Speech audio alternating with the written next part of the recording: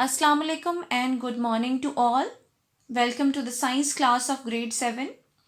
Today is the third lecture and we are studying chapter number 1, that is human digestive system. Up till now we have learned about various food components and how do they digest. So first of all, students, open up page number 4 of your science books. In today's class, we will do the detailed study of the digestive process, as I have already explained the digestive tract. So now we will understand how various organs of digestive tract help in the digestion of macromolecules such as carbohydrates, fats and proteins. Each part of the digestive system helps to move the food and liquid through the gastrointestinal tract that we have discussed in the last class. Digestion starts in mouth. Teeth present in the mouth helps in chewing and breaking the large pieces of food into the smaller pieces. And then there is saliva present in the mouth that help to soften and moisten the food, because there are salivary glands present below your tongue. Saliva also contain an enzyme known as amylase enzyme that acts upon starches present in the food. You know that starches belong to carbohydrates group. And they are broken up into simple sugar called maltose. Thus, the big pieces of food are converted into smaller ones and starches, which are type of carbohydrates, are digested.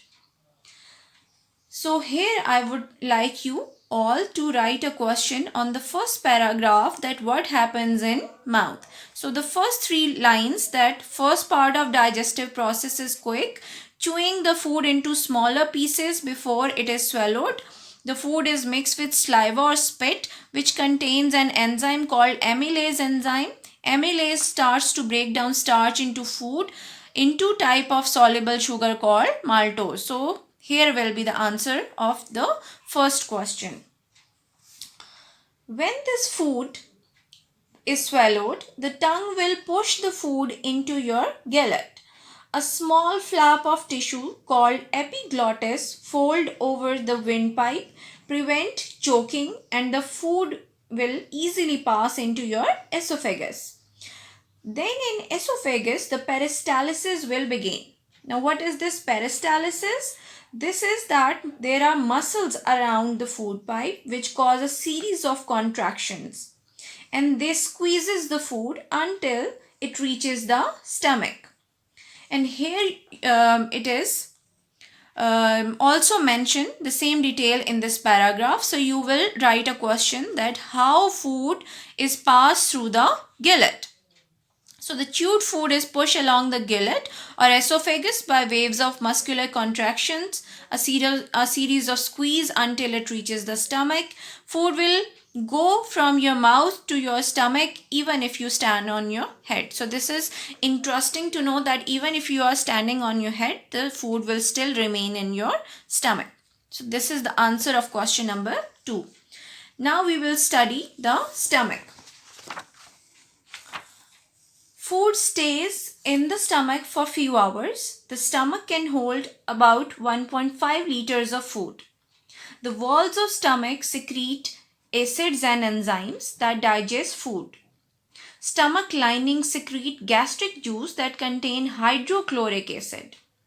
Its function is to kill the harmful bacteria present in the food so that your food is safe to be eaten. It also activates the working of an enzyme known as protease or pepsin enzyme, which acts upon proteins and break down those proteins present in the food into amino acids. As I have already told you that amino acids are the smaller units which make up a protein molecule. Here I would like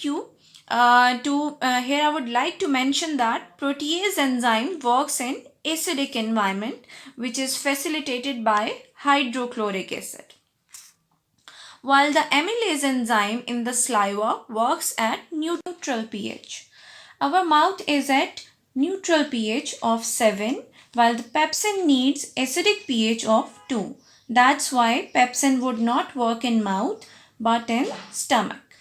In stomach, food remains for approximately 6 hours and then it is slowly and gradually released into the small intestine.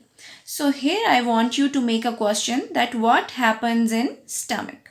So this paragraph from here, food is stored in stomach for a few hours. The stomach can hold 1.5 liters of food. The food is mixed with gastric juice which is made by the walls of stomach.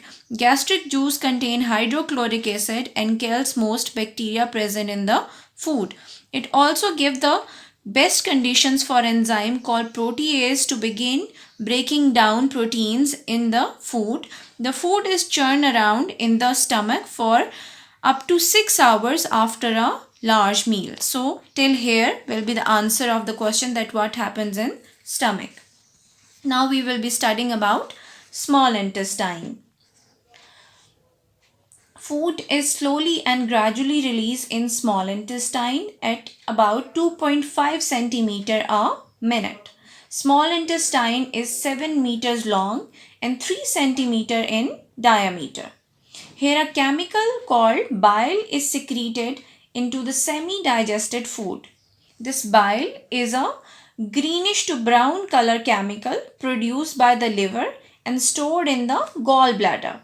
And through a small duct or a tube, it is delivered into small intestine. Bile is basically alkaline in nature. It's a base whose pH is more than 7. Its function is to digest the fats present in the food and converts them into fatty acids and glycerol. It also cancels out the acidity of the stomach after the release of hydrochloric acid. Walls of small intestine also releases 3 enzymes known as amylase, protease and lipase. The amylase enzyme will work on carbohydrates and protease will digest proteins and lipase will digest the fats. In the meanwhile, while the food is churned in small intestine, pancreas make a digestive juice. As I have already told you that pancreas is a gland which is inferior to the stomach and it has a small duct which is connected to the small intestine. So it makes its digestive juice that has enzymes again in it that break down the fats, proteins and carbohydrates. This pancreas will deliver the digestive juice to small intestine through small tube called duct. If we see the internal structure of the small intestine, here the figure is shown on your book. They are composed of circular and longitudinal muscles. The circular muscles can be seen in the figure as rings, while these columnar shaped muscles are the longitudinal muscles. The walls of small intestine, they are not smooth. They are covered with thousands of tiny finger-like projections called villi. Here you can see a small portion of wall of small intestine is shown and these finger-like protrusions are called villi. Singular is villus. These foldings, they increase the surface area of small intestine so that large amount of digested food can be absorbed into the bloodstream. Then there is a network of dense blood capillaries around these villi. What are these capillaries? Capillaries are the tiny blood vessels which ultimately join the main bloodstream. So in the small intestine, digestion is fully completed. Now what does this mean that digestion is completed? This means that carbohydrates are converted into glucose subunits, proteins are converted into amino acids, and fats are converted into fatty acids. Now these villi on the surface of inner surface of small intestine, they will help the digested food to cross the walls of small intestine via tiny pores which are present on them. because the inner wall of small intestine are highly porous. And through these holes, this digested food will cross the walls of intestine and will get into the blood capillaries, from where it will enter the main bloodstream. So here you can see a small part of wall of small intestine showing the finger-like projections called villi, and singular is villus. And in the other figure, there are dense network of blood capillaries around these villi, and they are responsible for absorption of digestive food. I have drawn a simple diagram for your understanding. Here you can see that these finger-like projections are showing the villi. So we are done with the small intestine, and I would like to summarize that small intestine absorbs most of the nutrients present in our food and in the circulatory system, and passes them on to the other parts of the body to store or to be used. Special cells help the absorb nutrients to cross the intestinal lining to enter your bloodstream. Your blood carries simple sugars, amino acids, glycerols, and vitamin salts. So the digestive process that has started in the mouth is now completed in small intestine. In the next class, we will discuss the function of the large intestine and the further usage of digested food. And now we will do some exercise question answers. So I would like you all to open the page number 7. So students, we have done till question number 4, and now we will be doing the question number 5.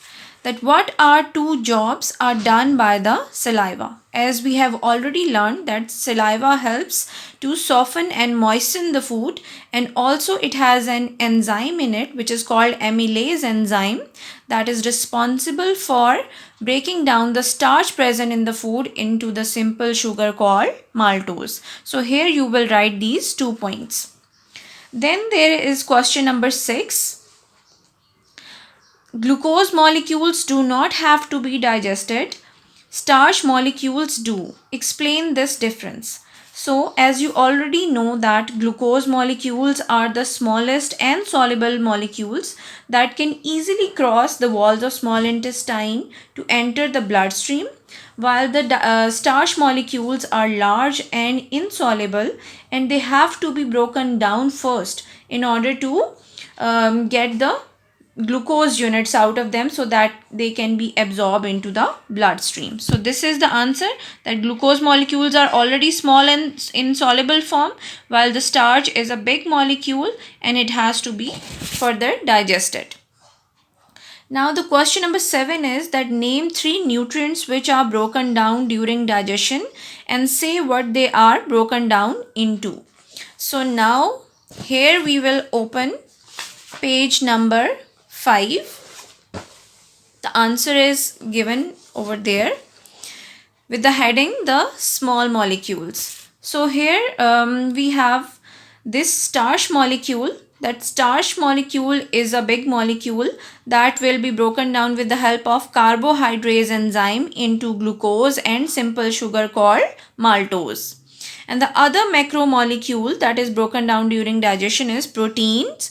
They are broken down with the help of protease enzyme into amino acids.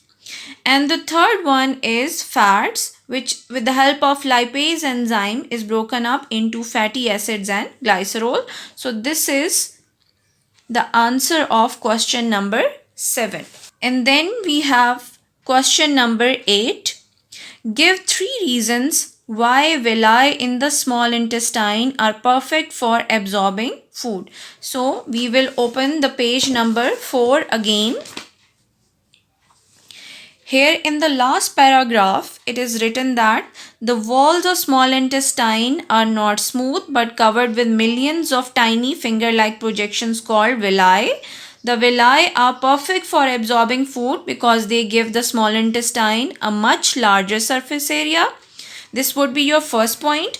And the second is that they have a thin layer of cells around, and the third point will be that and a dense network of blood capillaries. So these are the 3 points that will I increase the surface area of the small intestine so that maximum food can be absorbed into the bloodstream. And the second point is that they have thin layer of cells which also makes the passage of the digested food very quick.